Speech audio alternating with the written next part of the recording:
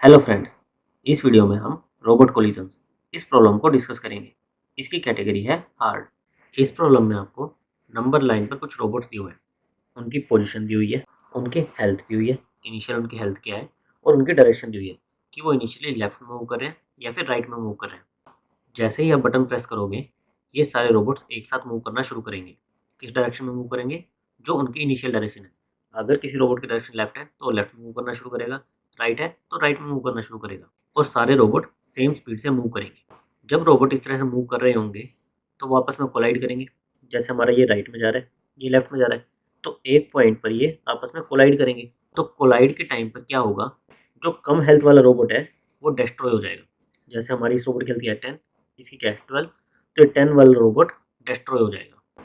और जो हमारा लार्ज हेल्थ वाला रोबोट होगा, जैसे इसकी हेल्थ 12 थी, इसकी हेल्थ एक कम हो जाएगी। इसकी हेल्थ अब क्या हो जाएगी? 11 हो जाएगी। ये वाला रोबोट तो मेरा डिस्ट्रॉय हो गया और इसकी हेल्थ क्या हो गई? 11 हो गई। और ये सेम डायरेक्शन, जैसे लेफ्ट में मूव कर रहा था तो लेफ्ट में ही मूव करता जाएगा। लास्ट में आपको रिटर्न क्या करना है?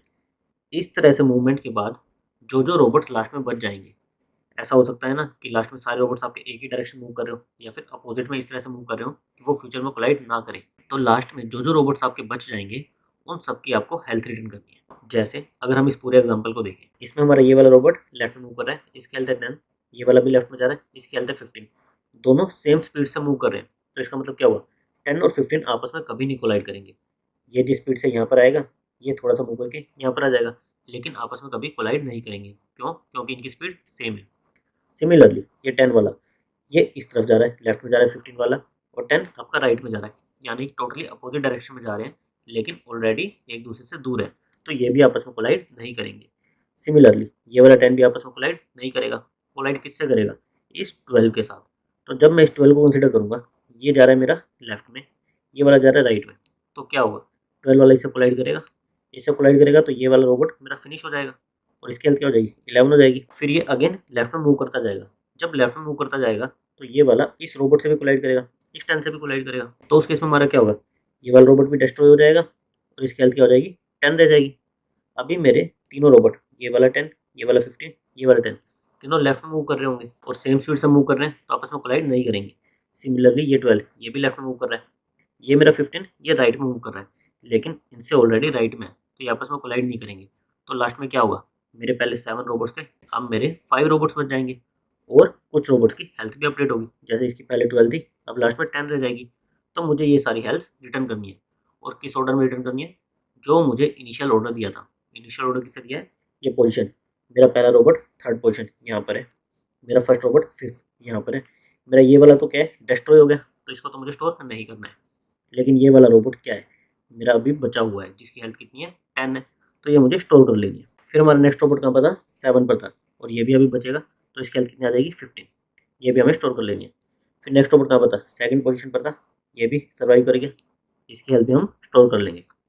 फिर नेक्स्ट रोबोट था 1 पर, ये भी सर्वाइव कर गया, इसकी हेल्थ भी हम स्टोर कर लेंगे। नेक्स्ट रोबोट था मेरा 4th पर, 4th वाला डिस्ट्रॉय हो गया, तो इसको हम कुछ स्टोर नहीं करेंगे।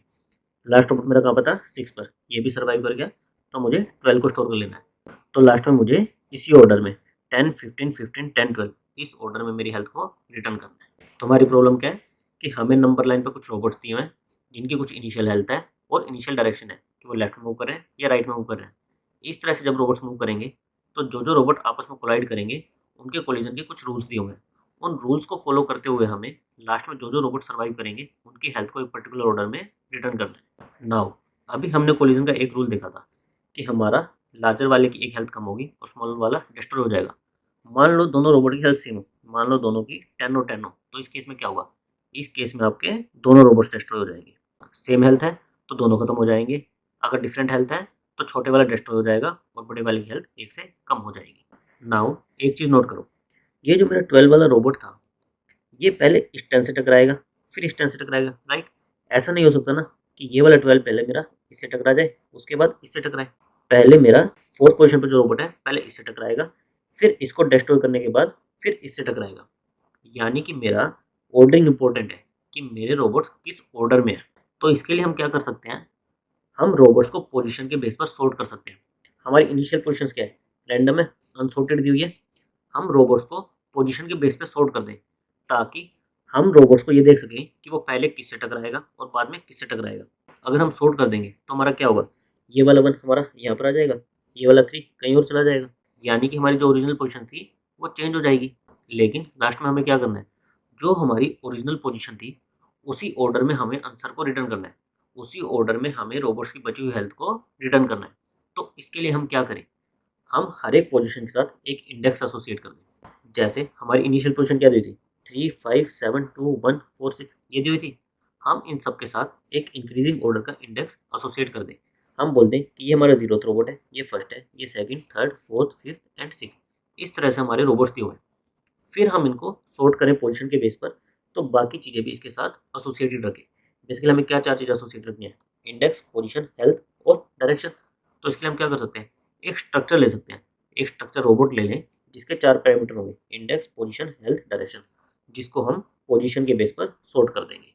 इससे हमारा होगा क्या, हमारे रोबोट्स पोजीशन के बेस पर सॉर्ट हो गए, साथ में हमने उसका इंडेक्स भी स्टोर कर लिया, ताकि हमें लास्ट में पता चले कि हमें पहले इस रोबोट की हेल्थ स्टोर करनी है, फिर इस रोबोट की, फिर हमें इस रोबोट की, फिर इस रोबोट की, फिर इसकी, इसकी एंड इसकी।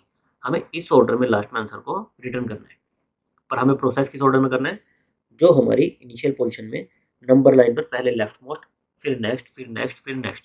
बेसिकली हमने क्या किया, नंबर लाइन पर रोबोट्स को सॉर्ट कर दिया, और अब हम लेफ्ट टू राइट रोबोट्स को कंसिडर करेंगे। सबसे पहले हमने कंसिडर किया इस 10 को, ये 10 हमारा अकेला रोबोट है, तो ये किससे कोलाइड करेगा ही नहीं, तो ये हम एज इट इज स्टोर कर लेंगे कि अभी हमारा 10, ये हमारा एक रोबोट सर्वाइव कर रहा है। फिर हम देखेंगे 15, हमारा 10 लेफ्ट में जा रहा था, 15 हमारा लेफ्ट में जा रहा है, दोनों सेम डायरेक्शन में जा रहे हैं और सेम स्पीड से जा रहे हैं, तो ये आपस में कभी कोलाइड नहीं करेंगे। तो हम इस 15 को भी स्टोर कर लेंगे कि ये वाला रोबोट भी हमारा कभी कोलाइड नहीं करेगा, यानी कि अभी सर्वाइव कर रहा है। फिर हम आएंगे इस 10 पर, जब हम इस 10 पर आए तो अभी हमारे पास सिस्टम में कितने रोबोट्स थे, 10 और 15 थे। क्यों, क्योंकि हम केवल लेफ्ट टू राइट इस ऑर्डर में कंसिडर कर रहे हैं। तो अभी हमारे पास केवल ये दो रोबोट थे, 10 और 15। इनकी डायरेक्शन क्या थी, लेफ्ट थी, इसकी डायरेक्शन क्या है, राइट है। लेकिन ये मेरा ऑलरेडी इनसे राइट में, यानी कि ये भी कभी कोलाइड नहीं करेगा, तो इसको भी हम हमारे सिस्टम में स्टोर कर लेंगे कि ये अभी सर्वाइव कर गया है। फिर हम आएंगे इस 10 पर, ये भी अभी मेरे प्रीवियस 3 रोबोट से कोलाइड नहीं करेगा, इसको भी हम स्टोर कर लेंगे। फिर आएंगे हम इस 12 पर, अब इस 12 की डायरेक्शन है लेफ्ट, और मेरा जो लास्ट रोबोट था उसकी डायरेक्शन क्या थी, राइट थी, यानी कि ये वाला 12 मेरा इससे टकराएगा, किसी पॉइंट पर टकराएगा।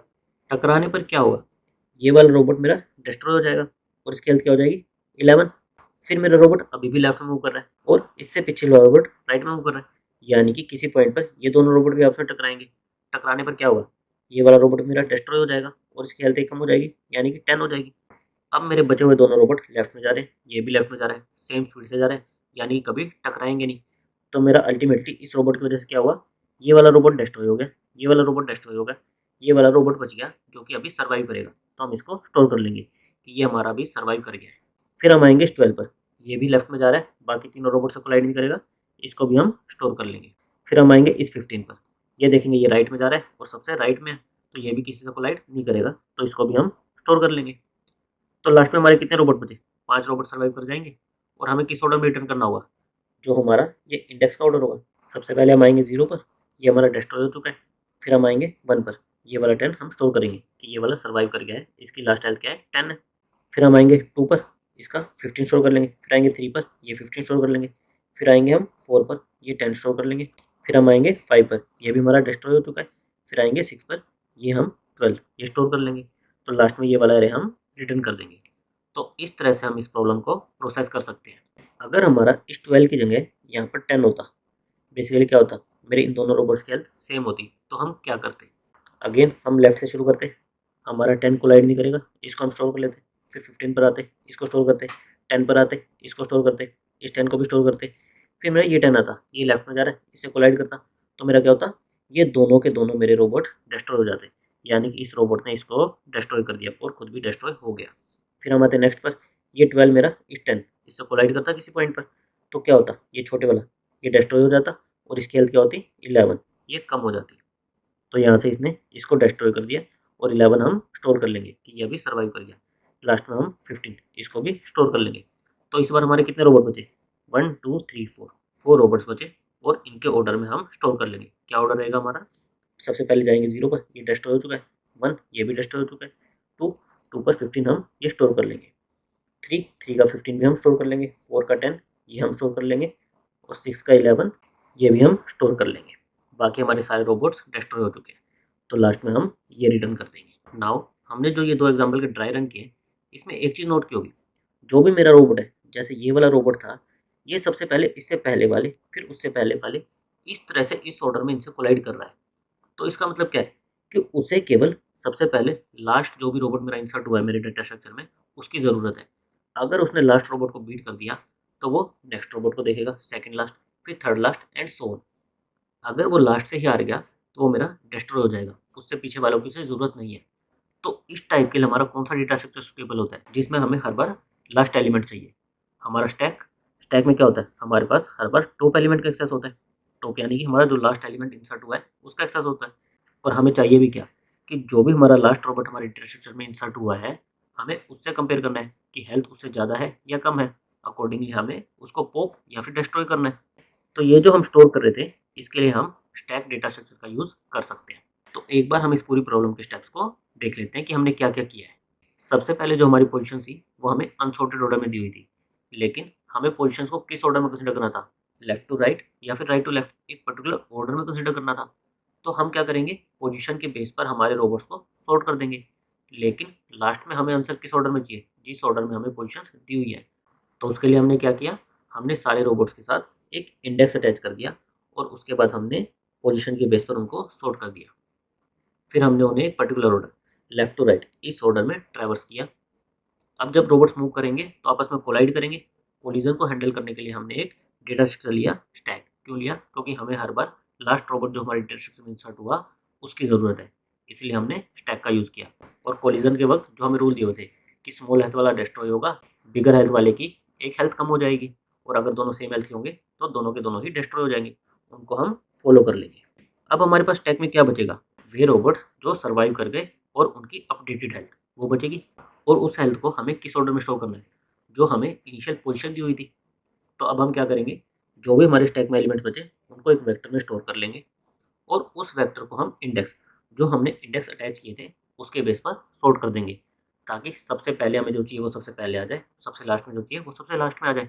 फिर जब हमारे सारे सर्वाइव्ड रोबोट्स एक ऑर्डर में आ जाएंगे, हम उसकी हेल्थ को एक वेक्टर में स्टोर कर देंगे और उसको रिटर्न कर देंगे। एक बार हम इसका कोड देख लेते हैं। कोड में हमें एक पोजीशन वेक्टर दिया था, एक हेल्थ वेक्टर दिया था और एक डायरेक्शन वेक्टर दिया था। हमें इसके साथ क्या एसोसिएट करना था? एक इंडेक्स एसोसिएट करना था।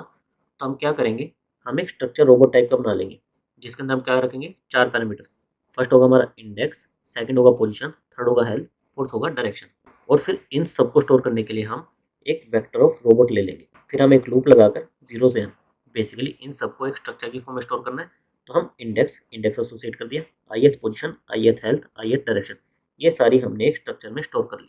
और उसके बाद हमें क्या करना था, हमें पोजीशन के बेस पर सॉर्ट करना था। तो हमने क्या किया, हमने सॉर्ट कर दिया इस रोबोट्स को, किसके बेसिस पर, हमारी पोजीशन के बेस पर, असेंडिंग ऑर्डर में। सॉर्ट करने के बाद हमें क्या करना था, हमें रोबोट्स को लेफ्ट टू राइट इस डायरेक्शन में कंसीडर करना था। और अगर वो कोलाइड करते हो तो हमारे कोलिजन रूल्स को फॉलो करते हुए उन कोलिजन को हैंडल करना था। तो हमने क्या किया, जो हमारे रोबोट्स दिए थे उन पर 1 बाय 1 हमने लेफ्ट टू राइट कंसीडर किया। अगर हमारे रोबोट की डायरेक्शन आर हो, तो इसका मतलब क्या है कि ये किसी से भी नहीं टकराएगा। मान लो मेरा एक रोबोट था लेफ्ट में मूव कर रहा है, दूसरा रोबोट था लेफ्ट में मूव कर रहा है, ये वाला रोबोट है राइट में मूव कर रहा है, ये वाला रोबोट है राइट में मूव कर रहा है। अब अगर मेरा न्यू रोबोट राइट में मूव करना शुरू करे, तो क्या ये पिछले चारों से किसी से भी कोलाइड करेगा? लेफ्ट वाले लेफ्ट में मूव करते जाएंगे, राइट वाले राइट में मूव करेंगे, लेकिन सेम स्पीड पर मूव करेंगे। तो ये वाला रोबोट मेरा किसी से भी कोलाइड नहीं करेगा। तो इसलिए अगर हमारी डायरेक्शन राइट है, तो हम डायरेक्ट इसको स्टैक में पुश कर देंगे कि ये रोबोट अभी सर्वाइव करेगा। और मैं ऐसा क्यों कह रहा हूँ कि हमारे स्टैक में जो रोबोट्स पड़े होंगे उनकी डायरेक्शन इस तरह से होगी कि पहले कुछ लेफ्ट होंगे, फिर कुछ राइट होंगे। ऐसा इसलिए होगा क्योंकि अगर एक मेरा रोबोट राइट में मूव कर रहा होता, एक रोबोट लेफ्ट में मूव कर रहा होता, तो ये दोनों डेटा स्ट्रक्चर में नहीं रह सकते थे। इस पॉइंट तक ये ऑलरेडी प्रोसेस हो चुके होते। क्यों? जब हम इस रोबोट को कंसीडर करते, तो हम इसका इससे कोलिजन करवा चुके होते और इनमें से एक डिस्ट्रॉय हो चुका होता। इसलिए हमारे जो पड़े हुए रोबोट्स होंगे वो इस तरह से होंगे, इनिशियल कुछ लेफ्ट में जा रहे होंगे, फिर कुछ राइट में जा रहे होंगे। अपोजिट डायरेक्शन के रोबोट्स हमारे स्टैक में नहीं पड़े होंगे, क्योंकि वो किसी पॉइंट पर कोलाइड करेंगे और हम उन्हें पहले ही हैंडल कर चुके होंगे। अगर हमारी डायरेक्शन राइट नहीं है, हमारी डायरेक्शन लेफ्ट है, हमारे करंट रोबोट की डायरेक्शन लेफ्ट है, तो इसका मतलब क्या है कि ये किसी रोबोट से कोलाइड कर सकता है। कब कोलाइड करेगा? जब हमारे स्टैक में ऐसा रोबोट पड़ा हो जिसकी डायरेक्शन राइट हो। बेसिकली पहले इससे कोलाइड करेगा, फिर इससे कोलाइड करेगा। तो पहले हमें स्टैक के टॉप से देखना है कि उसकी डायरेक्शन क्या है। वो अगर ऑलरेडी लेफ्ट है, इसका मतलब क्या है कि ये वाला रोबोट मेरा सर्वाइव कर गया और बाकी किसी से कोलाइड नहीं कर रहा, तो ये भी कोलाइड नहीं करेगा। लेकिन इसकी डायरेक्शन अगर राइट है तो ये आपस में कोलाइड करेंगे और हमें उन्हें कोलिजन रूल्स के अकॉर्डिंग हैंडल करना पड़ेगा। तो उसके लिए हम क्या करेंगे, एक फंक्शन लिख देंगे जिसमें हम कोलिजन्स को हैंडल करेंगे। इस करंट रोबोट के प्रीवियस रोबोट के साथ कोलिजन्स को हैंडल करेंगे। तो एक बार हम इस फंक्शन को देख लेते हैं, उसके बाद हम बचाव प्रोसेस देख लेंगे। हैंडल कोलिजन फंक्शन में हमने हमारा स्टैक डेटा स्ट्रक्चर और हमारा करंट रोबोट ये पास कर दिया। हमें इस करंट रोबोट को प्रीवियस जो रोबोट्स हमारे स्टैक में पड़े हैं उनसे कोलाइड कराना है और देखना है कि कौन जीतेगा, अकॉर्डिंगली हमारे स्टैक को अपडेट करना है। तो सबसे पहले हम चेक करेंगे कि जो हमारे रोबोट्स राइट की तरफ जा रहे हैं और जिनकी हेल्थ हमारे करंट रोबोट से कम है, यानी कि हमारा करंट रोबोट उनको डिफीट कर देगा। तो इसके लिए हमने चेक किया कि stack dot top dot direction, कि अगर स्टैक के टॉप पर जो रोबोट पड़ा है उसकी डायरेक्शन राइट है और उसकी हेल्थ हमारे रोबोट की हेल्थ से कम है, तो इसके लिए क्या करो, स्टैक को पॉप कर दो और हमारे रोबोट की हेल्थ को 1 से डिक्रीमेंट कर दो। इसके बाद हम क्या चेक करेंगे कि अगर हमारा कोई रोबोट ऐसा पड़ा है जिसकी डायरेक्शन राइट है लेकिन हेल्थ हमारे या तो इक्वल है या फिर ग्रेटर है, तो दोनों केस में क्या होगा, अगर इक्वल हुई तो दोनों रोबोट डिस्ट्रॉय होंगे और अगर प्रीवियस वाले की ग्रेटर हेल्थ हुई तो केवल करंट रोबोट डिस्ट्रॉय होगा। तो वही हमने चेक किया, अगर दोनों की हेल्थ इक्वल है तो दोनों को डिस्ट्रॉय कर दो। हमारा करंट वाला तो अभी स्टैक में पुश ही नहीं हुआ, तो केवल प्रीवियस वाले को पॉप कर दो। अदरवाइज अगर हमारे प्रीवियस वाले की हेल्थ ज़्यादा है उस केस में क्या करो, उसकी हेल्थ को 1 कम कर दो कि उसने हमें डिफीट कर दिया है लेकिन उसकी हेल्थ 1 से कम हो गई है। अगर ये दोनों ही केस नहीं है, यानी कि हमारा जो टॉप पर रोबोट पड़ा है वो लेफ्ट में ही जा रहा है, तो इसका मतलब क्या है कि वो कोलाइड नहीं करेंगे। उस केस में हमें क्या करना है, हमारा करंट रोबोट सर्वाइव कर जाएगा, इसके लिए हम उसे स्टैक में पुश कर देंगे। तो ये फंक्शन हमने लिखा है हमारे कोलिजन रूल्स को हैंडल करने के लिए। इस पूरे लूप के बाद क्या होगा, हमारा स्टैक अपडेट हो जाएगा और स्टैक में क्या बच जाएंगे, जो जो रोबोट्स ने सर्वाइव किया होगा। उसके बाद हमें क्या करना था, उन रोबोट्स को एक वेक्टर में स्टोर करना था ताकि हम उनको इंडेक्स के बेस पर सॉर्ट कर सकें और लास्ट में उनकी हेल्थ को रिटर्न कर सकें। तो हमने हमारे स्टैक के एलिमेंट्स को एक वेक्टर में स्टोर कर लिया। उसके बाद हमने इस वेक्टर को हमारे इंडेक्स के बेस पर सॉर्ट कर दिया और लास्ट में इस पर लूप लगाकर हमारी हेल्थ को स्टोर कर लिया एक आंसर वेक्टर में, और लास्ट में हम इस आंसर वेक्टर को रिटर्न कर देंगे। यहाँ पर हमने आंसर को रिटर्न कर दिया। नाउ इसकी हमारी टाइम कॉम्प्लेक्सिटी क्या होगी, हमारे पूरे ऑपरेशन के क्या क्या पार्ट थे।